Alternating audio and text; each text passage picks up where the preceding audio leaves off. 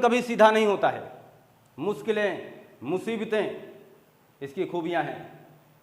जिंदगी से जितना बेहतर से बेहतर लेना चाहते हो ले लो, अभी वक्त है। जिंदगी से जितना बेहतर से बेहतर लेना चाहते हो ले लो, क्योंकि जब जिंदगी लेने पर आती है तो सांसें तक ले जाती है। अभी आपके पास वक्त है, इस जिंदगी से जो लेना चाहते हो ले लो, जो लेना चाहते हो ले लो। और ये लेने का जज्बा आपके अंदर होना चाहिए, ये जुनून आपके अंदर जरूर होना चाहिए। मुझे पूरा विश्वास है कि आप बहुत ही मनोवेग से, बहुत ही शिद्दत से अपनी पढ़ाई को अंजाम दे रहे हैं। जिस रफ्तार से आप ये काम कर रहे हैं, बहुत ही जल्द आप उस लक्ष्य की प्राप्ति करेंगे जिसकी मनोकामना आप अपने दिल में सजाए बैठे हैं। देखिएगा, आपके सामने आपका एक बहुत ही सुनहरा एपिसोड आपका इंतजार कर रहा है। अलंकार पार्ट 7 कहने के लिए काफ़ी मेरा 7वां एपिसोड है, और जिसके अंतर्गत आप देखेंगे उत्प्रेक्षा अलंकार। अगर हम बात करें, रिकैप की बात करें, तो हमें पता है कि हम लोगों ने अर्थालंकार की शुरुआत कर ली है। अर्थालंकार हमने पार्ट 6 में देखा है, जहां हम लोगों ने उपमा अलंकार को बखूबी जाना है। उपमा अलंकार को हम लोगों ने देखा, उसके बारे में जाना, और हमने कहा चांद जैसे मुखड़े पर विदिया सितारा, चांद जैसे मुखड़े पर विदिया सितारा, ऐसी फिल्मी गानों से मैंने आपको रूबरू कराया। फूलों सा चेहरा तेरा, कलियों सी मुस्कान है। तो जहां हमने आपसे कहा कि जहां उपमेय में उपमान की समानता की जाएगी, जहां उपमेय में उपमान को समान समझा जाएगा या उसकी समानता, उसकी तुलना की जाएगी, हम वहां उपमा अलंकार से रूबरू रहेंगे। मुझे पूरा विश्वास है, यकीनन आपने उपमा अलंकार को बेहतर जाना होगा और अच्छे ढंग से आपने उपमा अलंकार को अपने लिस्ट में जगह दी होगी और बहुत ही बेहतर ढंग से आपने उसको याद किया होगा, तैयार किया होगा। आइए हमारे साथ जुड़िए आज की महत्वपूर्ण क्लास में। उत्प्रेक्षा, उत्प्रेक्षा देखिएगा, उत्प्रेक्षा अलंकार का कहना क्या है। जहां उपमेय में उपमान की अब तुलना नहीं होगी दोस्त, यही ध्यान देना। उपमान की क्या होगी, संभावना व्यक्त की जाएगी। संभावना, संभावना व्यक्त की जाएगी, संभावना व्यक्त की जाएगी, वहां पर उत्प्रेक्षा अलंकार होगा। यही मेन है, क्या, संभावना। उपमा में क्या था, तुलना। उपमा में तुलना था, उपमा में समानता था, लेकिन आपके उत्प्रेक्षा में संभावना है। आपका रूपक कहेगा अभेद रहित आरोप, यानी उपमेय और उपमान को अलग ही नहीं समझोगे और ना ही करना होगा। वो सीधी सीधी बात कहेगा, जो उपमेय है वही उपमान है, जो उपमान है वही उपमेय है। फूल ही चेहरा है, चेहरा ही फूल है। ऐसा जब मानोगे तो हम रूपक अलंकार में चले जाएंगे। बहरहाल रूपक अलंकार इसके अगले एपिसोड में आएगा। फिलहाल अभी हमारी बात यहाँ होगी, और आप परिभाषा को सटीक ढंग से जानने के लिए, समझने के लिए इसकी चीज़ों को आकलित करें और सोचें। तुलना अलग बात है, तुलना अलग बात है। हमारे आपके बीच में तो कोई तुलना करेगा तो तुलना तो आप समझ सकते हैं। समानता का मतलब क्या, जैसा मेरा है वैसा आपका, जैसा आपका वैसा मेरा है। ऐसी कोई भावनात्मक चीज़ें या ऐसा कोई भी वैचारिक मत के साथ आपके से जुड़ करके कोई व्यक्ति अपने वक्तव्य को आपके सामने रखे और आपसे कहे कि आप अपने भाई की तरह हैं, आप अपनी बहन की तरह हैं, आप अपने पिता पर गए हैं, ऐसी बातों को कोई रखेगा तो पक्की बात समझोगे ना कि या तो तुलना कर रहा है या तो समानता कर रहा है। जब ऐसा होगा तो हम लोग उसे उपमा अलंकार की महत्वपूर्ण कैटेगरी में शामिल करेंगे। जैसे हमने आपको उदाहरण भी दिया था और उसमें कहा भी था पिछले एपिसोड में कि फूलों सा चेहरा तेरा, और उस पर हमने आपसे कहा कि वो चेहरा साफ फूलों सा चेहरा यानी समानता व्यक्त कर रहे हैं, यानी तुलना कर रहे हैं। इसका मतलब हम लोग उपमा अलंकार में बने रहेंगे। फिलहाल अभी जो हमारा काम है वहाँ कुछ अलग है। उपमेय में उपमान की यहाँ संभावना व्यक्त की जाएगी। एक उपमेय होगा, एक उपमान होगा। उपमेय किसे कहते हैं, जिसकी तुलना की जाती है। यहाँ वो कहेंगे जिसके बारे में संभावना व्यक्त की जाएगी, उपमेय होगा। मामला ये है कि जहाँ उपमेय और उपमान में संभावना हो, जैसे मानो ऐसा हुआ ही ना हो या मानो ऐसा होगा, ये मान के चलें। जैसे मैंने कहा फूल सा चेहरा, मैं इस उदाहरण को स्पष्ट कर दूं आपसे, फूल सा चेहरा, और यहां लिखा जाए फूल मानो चेहरा, यानी ये कन्फर्म नहीं है। जैसे आपने कहा कि फूल सा चेहरा है, इसका मतलब आपको पता है कि ये चेहरा फूल जैसा है। फूल मानो चेहरा यानी मानो चेहरा फूल के समान है, मानने की बात है तो फिर मैं मानूंगा ना मानूंगा ये मेरे ऊपर निर्भर करता है। तो जहां मानने की बात आएगी वहां आप ये मान के चलिएगा उत्प्रेक्षा है। और जहां ये कह दे कि फूल ही चेहरा, फूल ही चेहरा, तो इन तीनों अलंकारों को बखूबी समझे रहिएगा। इन्होंने अभेद कर दिया और इन्होंने तुलना किया है और इन्होंने मानने की बात की है, अतः ये संभावना है, यहाँ रूपक है और यहाँ उपमा अलंकार का महत्वपूर्ण उदाहरण है। कोई दिक्कत नहीं होनी चाहिए। अब आपको हमारा मामला आप समझ चुके हैं, अब हमारे साथ जुड़ने का फायदा देखिएगा। अब आपके स्क्रीन पर ऐसे उदाहरणों को शामिल किया हूँ, ऐसे उदाहरण आपके स्क्रीन पर आने वाले हैं जो कई बार एग्जामों में रूबरू हुए। कई बार हमारे स्टूडेंट साथी उसको देख चुके हैं और कई बार उससे रूबरू हो चुके हैं और कई बार उसको सही गलत टिक करके आ भी चुके हैं। देखिएगा, सबसे पहली बात मैं करूंगा, सोहत ओढ़े पीत पट, यहीं से सोहत ओढ़े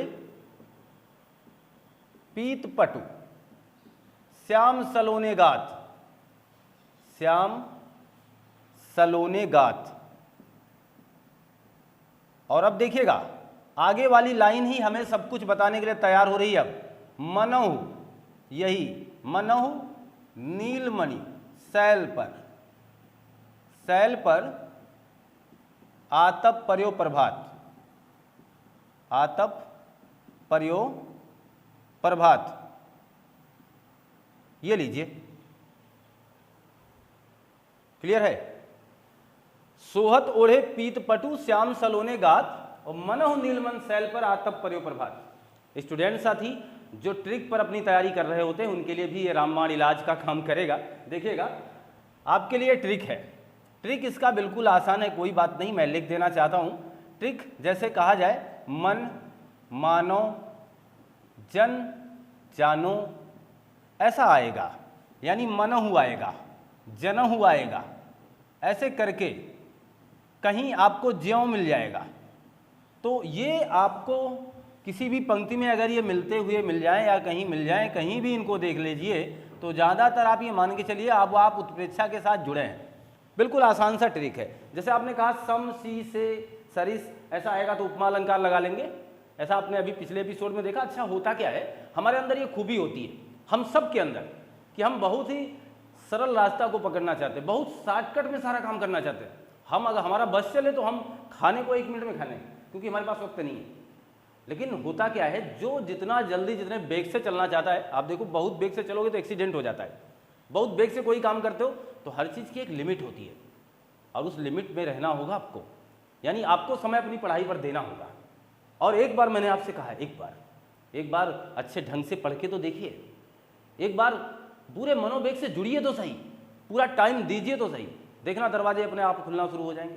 देखना जहाँ जाओगे हंसते हुए जाओगे। देखना जब एग्जाम में पार्टिसिपेट करोगे तो मुस्कुराते हुए निकलोगे। ऐसा नहीं कि अरे यार कितना हुआ है तुम्हारा, कितना हुआ हमारा, ऐसा कुछ नहीं। सीधा घर आओगे, सीधा घर आओगे हंसते हुए कि मेरा काम हो गया है।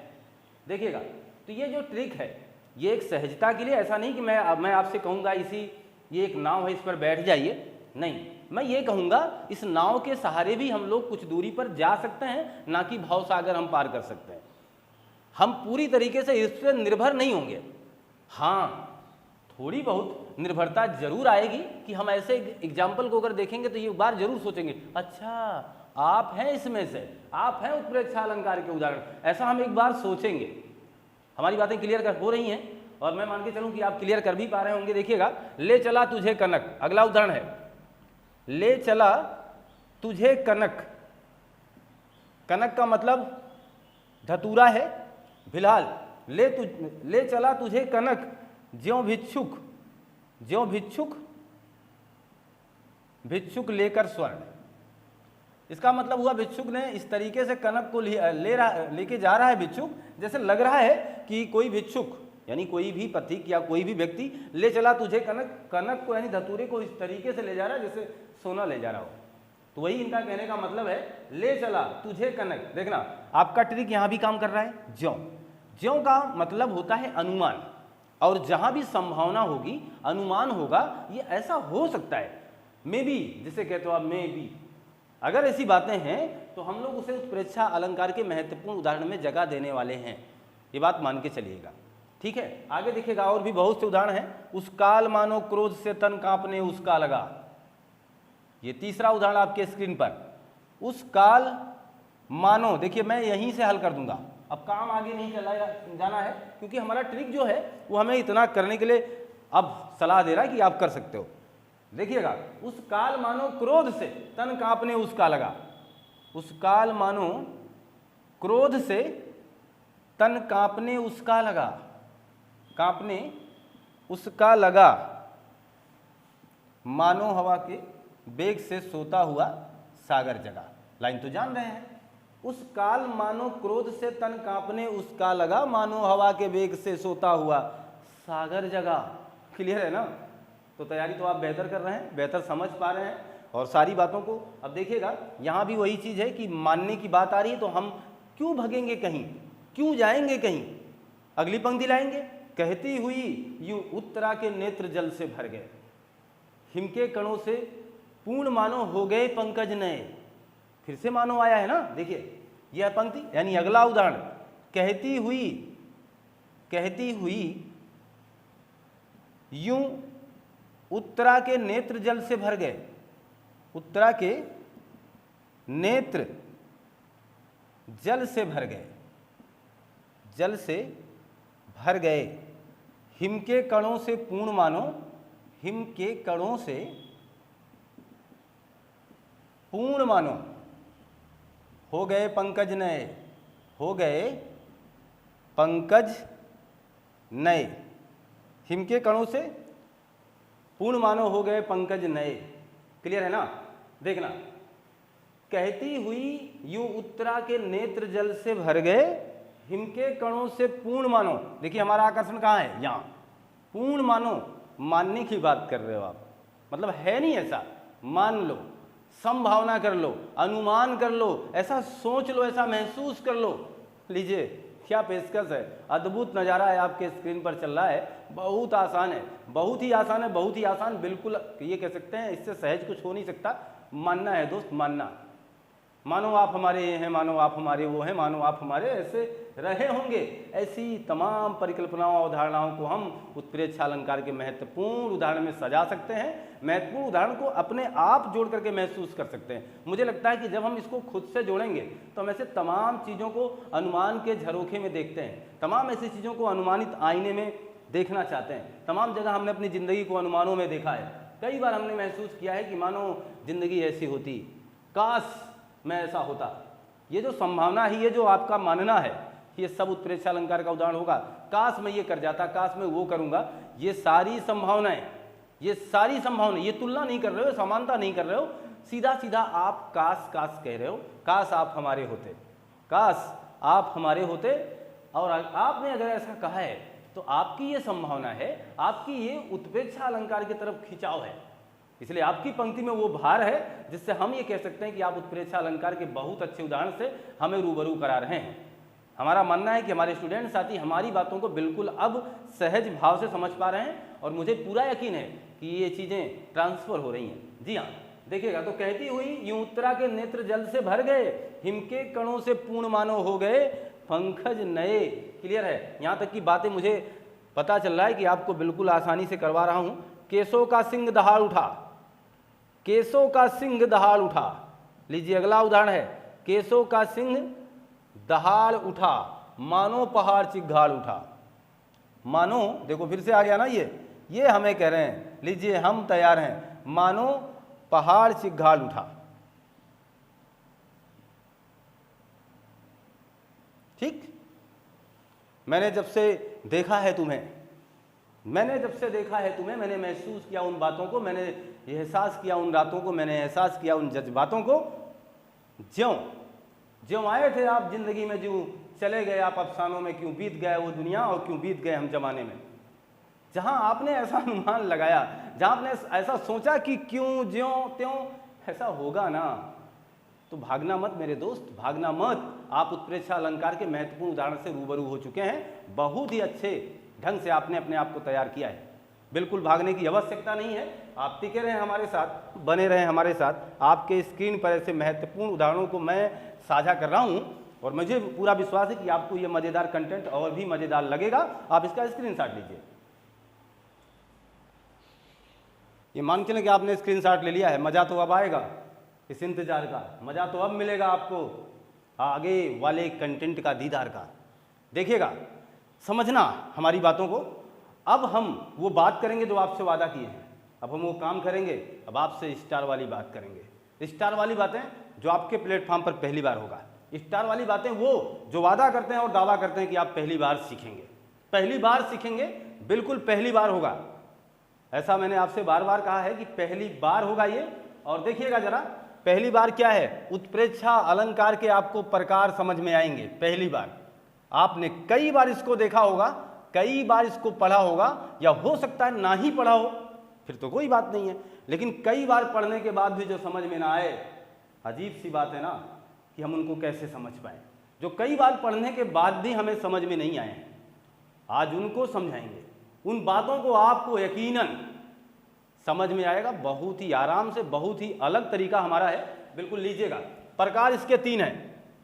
उत्प्रेक्षा अलंकार के आपको प्रकार मिल जाएंगे 3, जिसमें हम लोग कहेंगे पहला वस्तु, वस्तु उत्प्रेक्षा, यानी वस्तु उत्प्रेक्षा अलंकार।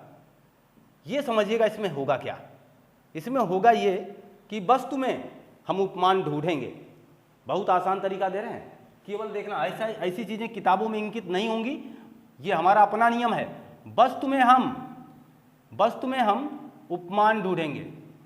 जब कोई पंक्ति कुछ ऐसा बोले कि कोई वस्तु हो, वस्तु का मतलब ये समझना उपमेय जिसे आप कहते हो, यानी जब हम उपमेय में उपमान को ढूंढ रहे होंगे और ऐसी कोई पंक्ति आए जब ये कहे कि इसमें यही है, इसमें यही है, फूल मानो चेहरा है, चांद मानो चेहरा है, तो हमने क्या किया है, उसी चेहरे में चांद को ढूंढा है, उसी फूल में आपका चेहरा ढूंढा है। ऐसा जब हम करेंगे तो हम उसे एक वस्तु उत्प्रेक्षा के महत्वपूर्ण उदाहरण में शामिल करेंगे। जैसे अभी ऐसे फिलहाल नहीं समझेंगे आप अगर, तो हम आपको बहुत तरीके से समझाने वाले हैं, देखना। और आपके स्क्रीन पर ये कहेंगे, ये माना मेरी जान मोहब्बत सजा है, ये माना मेरी जान मोहब्बत सजा है, मजा इसमें इतना मगर किस लिए है। देखना, उस लेखक ने, गायिका ने, जो भी कह लें आप, उन्होंने क्या ढूंढा है। ये माना मेरी जान मोहब्बत सजा है, मोहब्बत की बात आई है, वहां लिखेंगे। इन्होंने किसको सजा कहा है, मोहब्बत सजा है। लेकिन अब देखना, इनको पता है कि मोहब्बत सजा है, फिर कह रहे हैं मजा इसमें इतना मगर किस लिए है, मजा इसमें इतना मगर किस लिए है। इसका मतलब क्या हुआ, उन्होंने शुरू में ही कहा है ये माना अगर आप मानोगे ना तो हम आपको छोड़ेंगे नहीं, अगर आप मानोगे तो हम आपको छोड़ेंगे नहीं। आप मोहब्बत की बात करेंगे, हम आपसे मोहब्बत करेंगे, हम आपको छोड़ेंगे नहीं। इसका मतलब हुआ ये माना मेरी जान मोहब्बत सजा है, मजा इसमें इतना मगर किस लिए है। इसलिए मैंने कहा अब मजा आने वाला है, और अब आपको पूरा मजा आ रहा होगा। अब देखना, मोहब्बत में ही सजा है। उन्होंने कहा कि मोहब्बत, ये माना मेरी जान मोहब्बत सजा है, फिर से वो कह रहा है मजा इसमें इतना, यानी इसी मोहब्बत से उसने मजे को निकाला है, इसी मोहब्बत से उसने मजे को निकाला है। अभी हमारे अगर स्टूडेंट साथियों को बिल्कुल ये तो आसान लगा होगा, लेकिन अब देखिए आपके एग्जाम्पल, सोहत ओढ़े पीतपटु श्याम सलोने गात, यानी भगवान श्री कृष्ण जी का जो पीला वस्त्र है, पीला वस्त्र, वो ऐसा लग रहा है कि मानो किसी नीलमन के पत्थर पर, यानी किसी पत्थर पर सूर्य की प्रकाश पड़ रही हो और वो पीला पीला सा दिख रहा हो। इसका मतलब मैंने उस कपड़े में कुछ अलग कल्पना की, अच्छा ये ऐसा है जैसे चांद होता है, ये ऐसा है जैसे उस नीलमन के पत्थर पर सूर्य का प्रकाश पड़ता है। क्लियर है ना। देखो, कहती हुई यूं उत्तरा के नेत्र जल से भर गए, हिम के कणों से पूर्ण मानो हो गए पंकज नए, यानी इस तरीके से आंखों को देख करके, उसके आंसुओं को देख करके अलग अलग भावनात्मक चित्रात्मक अंकन करना बिल्कुल अलग है ना। यही चीज मैं कहना चाहता था। तो ये चीज आप ध्यान देना। जैसे अभी आपके सामने स्क्रीन पर मैंने लिखा भी था, सोहत ओढ़े पीतपटु श्याम सलोने गात, यहां तक जाने दीजिए। यहां देखिए, मनहु नीलमणि शैल पर आतप पर्यो प्रभात, इनका मतलब क्या है, इनका मतलब क्या है बताना जरा। इनका मतलब है कि नीलमणि का जो पत्थर है, इस पत्थर पर सूर्य का प्रकाश पड़ रहा है, इसका कलर, इसका रंग जिस तरीके से हो रहा है, उसी तरीके से भगवान श्री कृष्ण जी के पीले वस्त्र लग रहे हैं।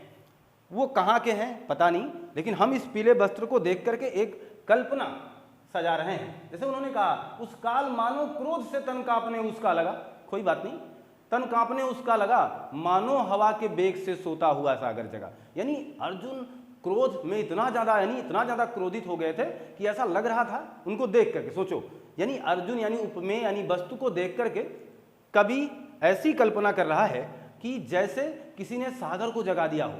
यानी उपमेय के अंदर उसने झांकी देखी, उपमेय को देख करके उसने सारा चित्रांकन किया। आपको बातें समझ में आ गई होंगी, इसलिए मैंने आपको 2 उदाहरण ये दिए, एक और कई उदाहरणों की बात भी कर ली। तो इसमें समझना, जैसे अभी मैंने कहा कि कहती हुई उत्तरा की ये सारी बातें, इस उदाहरण तो आपको लिख चुके हैं, कहती हुई उत्तरा के, और अभी हमने कहा वो उनका उस काल मानो क्रोध से, उस काल मानो क्रोध से, ये सभी वस्तु उत्प्रेक्षा के अंतर्गत आएंगे, कोई बात नहीं। और आप ये बात समझना कि उसी उपमेय से कोई दूसरी बात समझ में आएगी, उसी उपमेय से कुछ और चीज़ें निकाली जाएंगी। अगला है दूसरा, यानी दूसरा पैक आ गया आपके सामने, हेतु उत्प्रेक्षा। हेतु उत्प्रेक्षा जब स्वाभाविक में, देखना, जब स्वाभाविक चीज़ों में समझना, चीज में बोल रहा हूं, स्वाभाविक वस्तु बोल रहा हूं, स्वाभाविक क्रियाकलाप बोल रहा हूं, रिजल्ट नहीं कह रहा हूं, दोनों में अंतर समझना। स्वाभाविक चीजों में अलग कारण निकाले जाए, अलग कारण बताए जाएं। जैसे मेरे कहने का मतलब हुआ, हम आपसे कहें कि मछली जल में रहती है, मछली कहाँ रहती है? जल में रहती है, और आपसे पूछे क्यों रहती है, तो वो तो उसका स्वाभाविक कारण है ना। देखना, मछली का जल में रहना, उदाहरण को बहुत बारीकी से समझना, तुरंत समझ में आएगा। मछली जल में रहती है, बेसिक सी बात है, स्वाभाविक बात है, रहेगी वहां, हम नहीं रह सकते, क्योंकि नेचर ने मछली को वो गुण दिया है कि वो जल में रहेगी, उसके पास वो क्वालिटीज है, वो रहेगी। तो मछली जल में रहती है, आपसे पूछा गया मछली जल में रहती है तो क्यों रहती है, और आपने अपना वो मास्टरमाइंड यानी आपने अपने दिमाग का बहुत बड़ा प्रयोग किया और कहा वो मछली इसलिए जल में रहती है क्योंकि वो हमसे डरती है, तो इसका आपने उस स्वाभाविक कारण का अलग कारण बताया है, बिल्कुल अलग, जो कि हो नहीं सकता। वैसे भी समझ लो कि जो स्वाभाविक चीज़ें हैं उसमें अलग से कोई कारण लगाएंगे तो बिल्कुल वो बातें असत्य होंगी, और ये आपको असत्य लगेगी भी, असत्य होगी। इसलिए मैं आपको बात बताना चाहता हूँ कि आप इन चीज़ों को बहुत बखूबी समझें, असत्य होंगी, 100% असत्य होंगी। क्योंकि जब कोई चीज़ स्वाभाविक है और स्वाभाविक में आप उसको स्पष्ट करने के लिए अलग कारण को ला रहे हैं, तो कैसे होगा भाई? मछली आपके डर से क्या जल में रहती है? नहीं ना, उसकी स्वाभाविकता है कि वो जल में रह रही है। उदाहरण देखिएगा, उदाहरण है जैसे गीत आपके लिए फिर पेश है, कभी कभी मेरे दिल में ये ख्याल आता है कि जैसे तुझको बनाया गया है मेरे लिए। सोचो, कभी कभी मेरे दिल में ये ख्याल आता है कि जैसे तुझको बनाया गया है मेरे लिए, और तुम्हें जमीन पे उतारा गया है, बुलाया गया है मेरे लिए। सोचो, एक बात सोचो कि कभी कभी मेरे दिल में ये ख्याल आता है, कभी कभी आए चाहे हमेशा, मुझसे कोई लेना देना नहीं, लेकिन सोचना जरा, कभी कभी, लेखक क्या कह रहा है, कभी कभी मेरे दिल में ये ख्याल आता है कि जैसे तुमको बनाया गया है मेरे लिए। अब ये अद्भुत अलग बात है। स्वाभाविकता तो ये है कि वो स्वाभाविक नेचर का नियम है, हमारा आना इस धरती पर एक नेचुरल बात है। ये अलग इसका वो आप जीव विज्ञान पढ़ते हैं और आप इसके तमाम क्रियाकलापों से वाकिफ हैं। हम इसको अलग तरीके से लेंगे। हमारा जन्म क्या किसी के कारण हुआ है?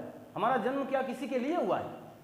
और हम या क्या किसी को कह सकते हैं कि जैसे तुमको बनाया गया है मेरे लिए? या आप कह सकते हैं किसी को? नहीं कह पाओगे ना। ये एक आपकी कोरी कल्पना है। कोरी कल्पना, इसका मतलब आप उस स्वाभाविकता से हट रहे हैं। कभी कभी मेरे दिल में, ये आपको बहुत कुछ सिखाएगा ये गाना। दिल में ये ख्याल आता है कि जैसे तुझको बनाया गया है मेरे लिए, कि जैसे तुमको बनाया गया है मेरे लिए। लीजिए, ये पेशकश थी आपके लिए। अब इसमें आप समझ सकते हैं कि ये जिनकी बात कर रहे हैं, जिस लड़की की बात कर रहे हैं, जिस नायिका की बात कर रहे हैं, सचमुच उसका जन्म हमारी आपकी तरह स्वाभाविक रूप में हुआ होगा। कभी क्या कर रहा है? वो कह रहा है कि जैसे तुमको बनाया गया है मेरे लिए, यानी हमें ऐसा लग रहा है कि तुम्हारा जन्म हमारे लिए हुआ है, जबकि ये स्वाभाविकता से काफ़ी परे है, काफ़ी हट करके है। आगे देखिएगा, अगला उदाहरण आपके सामने मैं पेश करता हूँ। देखिएगा, प्यू से कह, प्यू से कह संदेशना, संदेशना हे भौरा हे काग, हे भौरा हे काग, प्यू से कह संदेशना हे भौरा हे काग। आगे देखिएगा, सो धनी तिरहे जरी मरे, तेही का धुआं हम लागी।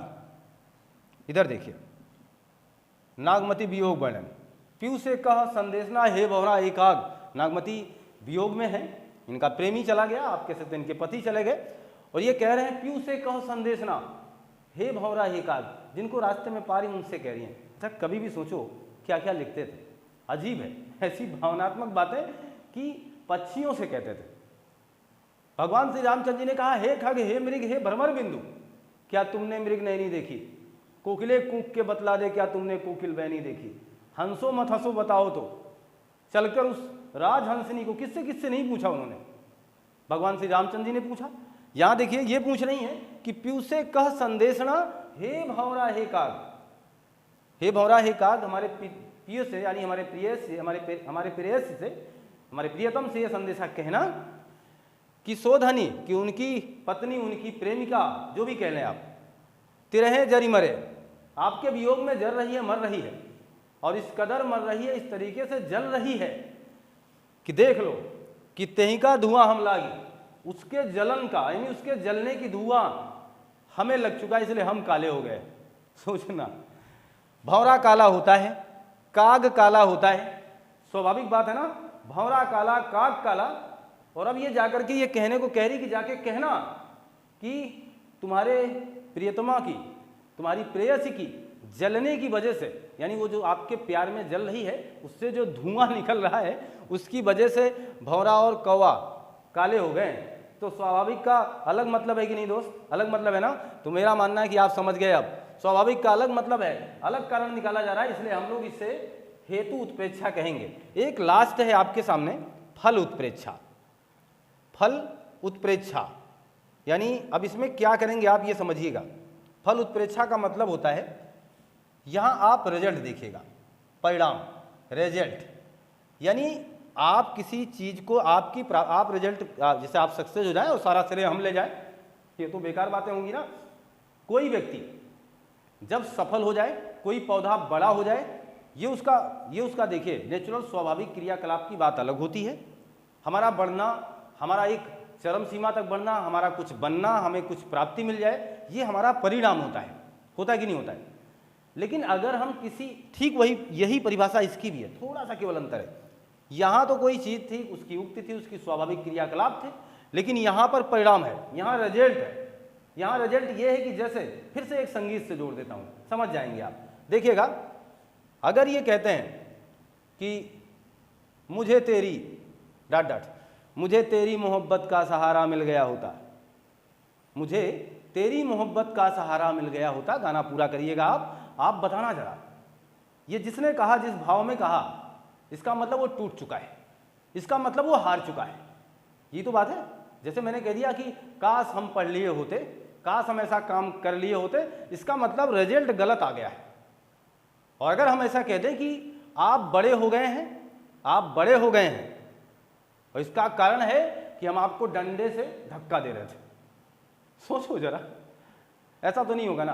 आप बहुत बड़े आदमी हैं क्योंकि आप बॉर्नवीटा पी रहे थे, गलत बात है ना। आपके परिणाम के साथ मैं खिलवाड़ कर रहा हूं, मैं आपसे कह रहा हूं कि आप एक बहुत बड़े अधिकारी बन चुके हैं, बहुत बड़े पोस्ट पर हैं, इसका सीधा कारण है क्योंकि आप क्रिकेट खेल रहे थे।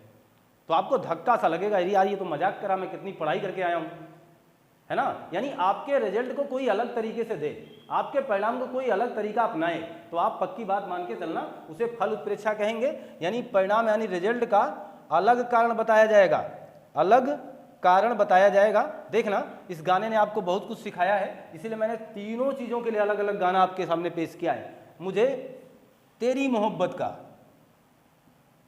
का सहारा मिल गया होता, सहारा मिल गया होता, ये गाना अपने आप में ये कहने के लिए काफ़ी है कि दोस्त जो भी इसे गाएगा, इसका मतलब वो अंदर से कुछ ना कुछ बिखर चुका है, इसका मतलब है वो हार चुका है, इसका रिजल्ट खराब आ गया, इसका परिणाम ये जो चाहता था वैसा नहीं हुआ है। इसलिए अब ये कह रहा है कि मुझे तेरी मोहब्बत का सहारा मिल गया होता तो क्या करते, पास हो जाते, आईएएस बन जाते, पीसीएस हो जाते।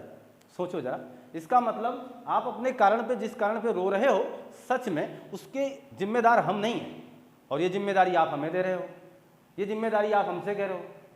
अगर हाथों में हाथ हो, सारी दुनिया साथ हो, ये तो कोई बात नहीं हुई कि मेरे हाथ रखने से प्रधानमंत्री जी आपके पास फ़ोन करेंगे।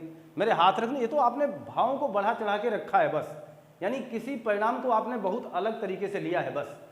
क्लियर है ना, समझ रहे हमारी बात? यानी किसी परिणाम को अलग तरीका देना जो कि ऐसा होगा नहीं, जो कि ऐसा हो नहीं सकता, इस रिजल्ट का अर्थ कोई अलग ले जाएगा। तो इस तरीके से इनको जो दुख है, इसमें उस आदमी का योगदान जो ये कह रहे हैं कि अगर आपका सहारा मिला होता तो मैं कहीं और होता, आज मैं हूँ जो कुछ भी सब आपकी हिनायत है, ये कहने के लिए सब, ये कहने के लिए काफ़ी है। ये लहजे हैं, ये गीत संगीत हैं, ये भावुक शब्द हैं, हमारे देश के संगीत हैं, और हिंदी हमारे रोम रोम में बसती है, इसलिए हमें बहुत बेहतर लगती है। आप किसी से कह दोगे, अपने स्टेटस पे लगाओगे, किसी से बोलोगे आज हूँ मैं जो कुछ भी हूँ आपकी हिनायत है, तो आप सोचना ऐसा आप कह रहे हो, लेकिन सब कुछ उन्हीं की हिनायत में नहीं है, सब कुछ उन्हीं की वजह से नहीं हो जिसकी कल्पना आपने की है। सोचना, उसमें कई कारण हैं, और आपने उस कारण को, उस परिणाम का रिजल्ट कहीं और लेकर दिया है, किसी और को इशारा आप कर रहे हैं। इसका मतलब हुआ कि आप जो आपका रिजल्ट है उसे किसी अन्य श्रेय वाले को दे रहे हो। तो आप, ये मेरा मानना है कि समझ गए होंगे। देखिएगा, इसका उदाहरण मैं लिख दे रहा हूँ यहाँ पर। बढ़त ताड़ का पेड़, बढ़त ताड़ का पेड़, यह मनु चुमन आकाश। देखिएगा, कह रहे हैं बढ़त ताड़ का पेड़, यह मनु चुमन आकाश। ताड़ का पेड़ इस तरीके से बढ़ रहा है, यानी इस तरीके से बढ़ गया है। ताड़ का पेड़ किसी ने देखा, किसी प्रतीक ने, किसी हमने, कोई भी देख ले, अरे यार ताड़ का पेड़ इतना बड़ा हो गया, इसका मतलब परिणाम सामने आ गया कि बहुत विस्तृत आकार ले चुका है। अब देखो, ताड़ का पेड़ बहुत बड़ा हो गया है। अब दूसरे साथी ने कहा, अरे ऐसा लग रहा है जैसे ये आकाश को चूमने चले थे, आकाश को चूमने गए थे। क्या इसलिए वो जा रहा था? यानी उसके परिमाण का, उसके रिजल्ट का आपने गलत मतलब निकाला कि नहीं निकाला? निकाला ना। अलग तरीका दिया कि नहीं दिया, जबकि उसका एक ही कारण नहीं था। हो सकता है वो आकाश को चूमने चला हो, लेकिन क्या एक ही कारण से वो जा रहा था रास्ते पर? नहीं, मंजिल कहीं और थी, निशाना कहीं और आप लगा रहे हैं। इसका मतलब हुआ कि आप बहुत ही अच्छे ढंग से आप इस बात को समझ गए होंगे। ये चीज़ें आपके सामने मैंने रखने का प्रयास किया, और हम ये कोशिश कर रहे हैं कि आपको तीनों पाठ उत्प्रेक्षा अलंकार के आपको बखूबी समझ में आ गए होंगे। बखूबी समझ में आने का मतलब सब अच्छे ढंग से समझ में आ गए होंगे। गानों से आपको जोड़े रखा, कोयल सी तेरी बोली, कोयल सी तेरी बोली उपमा अलंकार, कोयल सी तेरी बोली, तो सी है, इसका मतलब तुलना है। उपमा अलंकार, चांद सी महबूबा हो मेरी, कब मैंने ऐसा सोचा था। उपमा अलंकार, फूलों सा चेहरा तेरा, उपमा अलंकार, चंदा है तू मेरा सूरज है तू। रूपक अलंकार, देखना अभेद रहित है, बदलेंगे नहीं, जबरदस्ती कहेंगे चंदा है तू मेरा सूरज है तू। मैया मैं तो चंद्र खिलौना ले हूँ, मैं तो चंद्र को ही खिलौना में लूँगा। आप ध्यान देना, मैं ऐसे महत्वपूर्ण कंटेंट को, अभी आप ये मान के चलें हमारे साथ बने रहें और अपनी पढ़ाई को बेहतर करें, बहुत ही बेहतर करें, क्योंकि अगले एपिसोड, आने वाले एपिसोड और भी खास होंगे आपके लिए। वहाँ भगवान श्री कृष्ण जी अपनी माता से आपको चंद्र खिलौना के रूप में मानते हुए नजर आएंगे। खुद ही कहेंगे, नहीं माँ मुझे कुछ नहीं चाहिए, मुझे चाँद ही खिलौने के रूप में चाहिए। चरण कमल बंदो हरिराई, सीधा कमल को चरण कहा जाएगा। पायो जी मैं तो राम रतन धन पायो, ऐसी सीधे बातें की जाएंगी, जो धन है वो राम है। जहां आपको पूरी तरीके से ये पता चलेगा कि उपमेय और उपमान में कोई डिफरेंस नहीं हो पा रहा है, अभेद रहित आरोप हो रहा है, तो वहां हम रूपक अलंकार के महत्वपूर्ण उदाहरण से रूबरू होंगे। ऐसे महत्वपूर्ण कंटेंट को देखने के लिए अभी इंतजार करना होगा। फिलहाल आज की जो क्लास है, आप इसका पहले तो स्क्रीनशॉट लीजिए। तो ये मान चलते हैं कि आज की जो कंटेंट, आज की जो क्लास आज हमने जो आपको प्रोवाइड कराई है, वो आपको बहुत ही बेहतर लगी होगी और आपको रास भी आई होगी। और अगले एपिसोड के इंतजार के लिए आप जरूर बने रहेंगे हमारे साथ, मुझे पूरा विश्वास है, क्योंकि हर अलंकार को मैं बिल्कुल अलग देना चाहता हूँ, अलग करके दे भी रहा हूँ। सारी कोशिश आपके लिए है, सारा प्रतिफल आपके लिए है, सब कुछ, ये सारा प्रयोग आपके लिए है। आप बेहतर करेंगे, हमारा अपने आप बेहतर होगा, आपकी जीत में हमारी जीत होगी। इसी उम्मीद, इसी विश्वास के साथ कि आप बहुत ही बेहतर ढंग से पढ़ाई कर रहे हैं, हम अब आपसे विदा लेना चाहते हैं। मिलते हैं आपसे नए कंटेंट में। जुड़े रहिए, बने रहिए, पढ़ते रहिए, मस्त रहिए। अच्छे लगे कंटेंट तो दोस्तों को जरूर भेजिए, अच्छे लगे ये कंटेंट शेयर करिए। आपका चैनल है, आपका खुद का ये चैनल है। मिलते हैं हम आपसे नए कंटेंट में। आपका दिन शुभ हो, आपको बहुत बहुत धन्यवाद।